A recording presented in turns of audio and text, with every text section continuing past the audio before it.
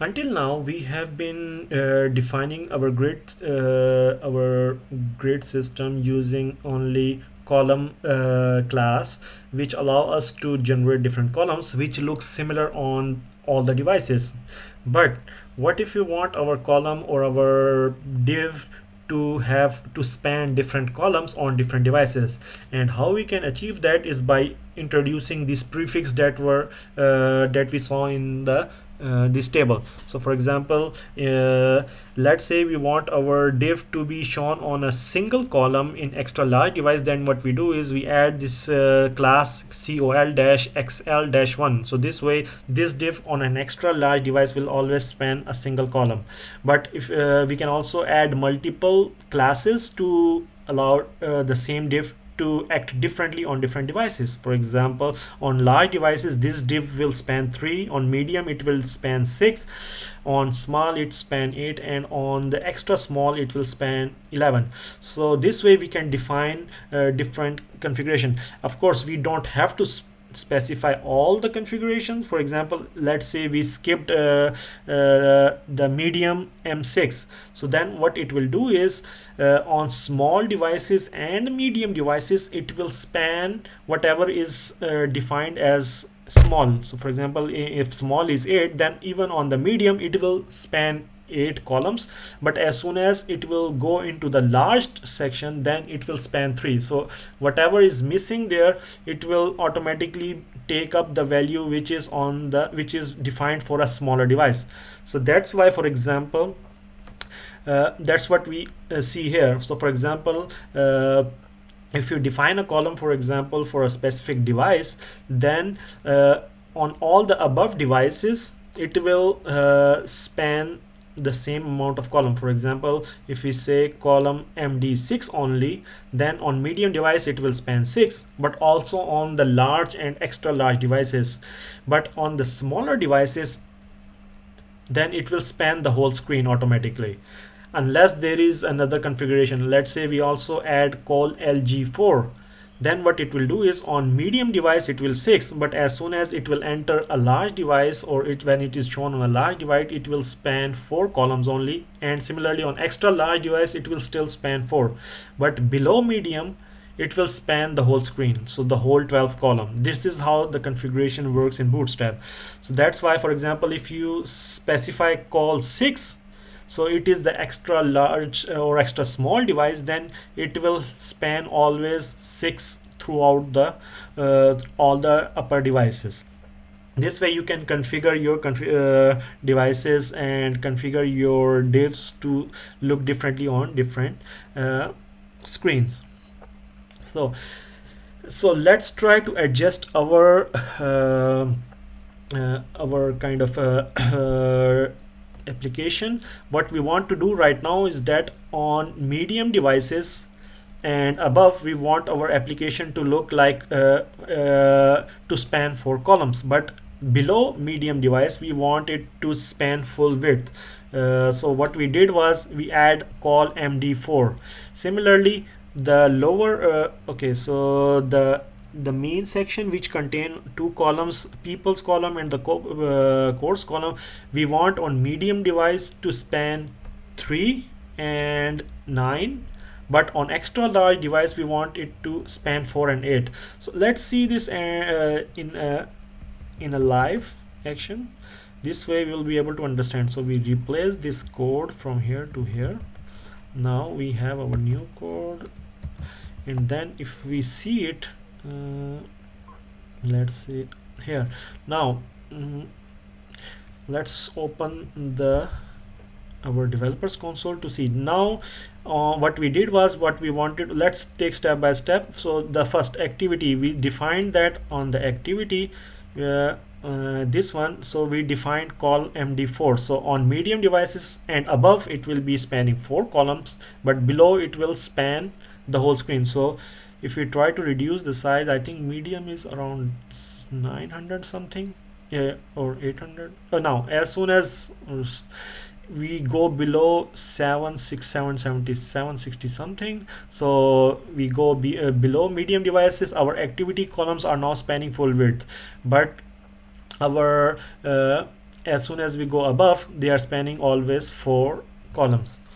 In case of the main content area, we defined on medium it's 3 and 9, but on extra large is 4 and 8, and we will see a kind of see on it, this is now on an extra large, it should span 4 and 8, but as soon as we go below extra large, you will see that they are spanning 3 and 9 now, 3 and 9 now, and as soon as we go below medium, they will span full width. So this is how you can adjust and define your grid system to look differently on different devices.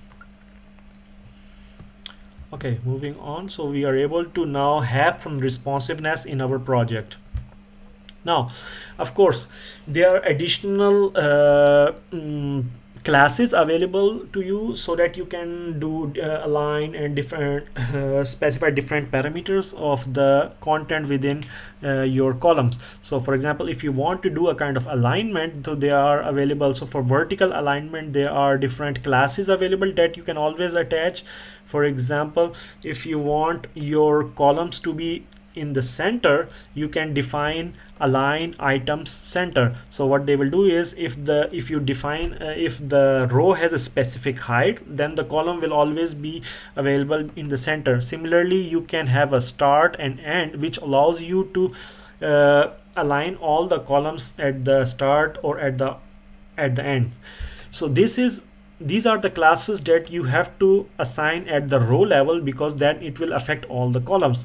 But let's say you want to have a kind of different alignment for different column in the row, then there is a class called align self, and then you can allow it. For example, then you have to specify this align class on each column. For example, the first column is start, so that's why it's at the top. The second is center, in the center, and then the last column is aligned at the bottom, which is defined using align self. And this way you can align your columns vertically using this align items and align self classes. Similarly, you can align horizontally the content between the columns in a row. So for example, let's say you defined 2 columns, let's say column 3 and column 4. So since they are not spanning the whole row or the whole 12 columns, then you can do a kind of alignment. So there are different options available. Start, it's easy to understand that all the columns will be available at the start, the center, and then there is there is end, so which is on the right side. But there are 2 important or kind of interesting options available to you, around and between. What around does is that it calculates the space available between available, and then what it will do is it will try to split it equally on left and right side of each column. So what it does is that, so column 3 on the left side, it has a kind of some space which is equal on its right side, and this space is also available equally on the left and right side of the column 4. So kind of it adjusts the it adjusts the 2 columns equally between in the space available. And there is another option available, which is between. What it does is that it allows all the space to be adjusted between the columns. So if you have, let's say, 2 columns only, then they are on the far right and left side. But if you have, let's say, 4 columns or 3 columns, then what it will do is the left and right, most left and most right one will be on the far right and left, but the middle ones will have a kind of equal space between them. Okay, now we use this alignment option to create our footer, which should always be displayed in the center of the screen. In order to do that, what we did was we create a container, and then we added 2 rows which have a kind of different content. First contains Facebook, Twitter, and GitHub links. The other is a copyright information. And then for both of rows, what we did, we added this alignment class called justify content center.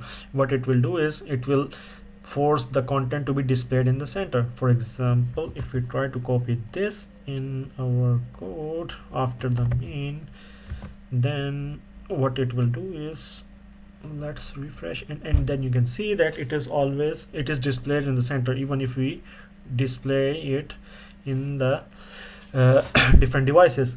We can also adjust it according to, for example, our need. For example, let's say if we specify 2 column in 1 row, let's say, and then we remove this column with this row, so we have single row, so they are now available, and then we want them to be displayed on the far right. So there was an option which is called, I think, between, which will do is it will add all the space between them, and then if we refresh it, now this is one option also that we can use as a kind of footer, that the content, half of the content is on the left and half of the content is on the right. So it's different way how you can design your footer. Or there is another option which was kind, I think, around, which adjusts the whole space between them, so it will look something in this direction.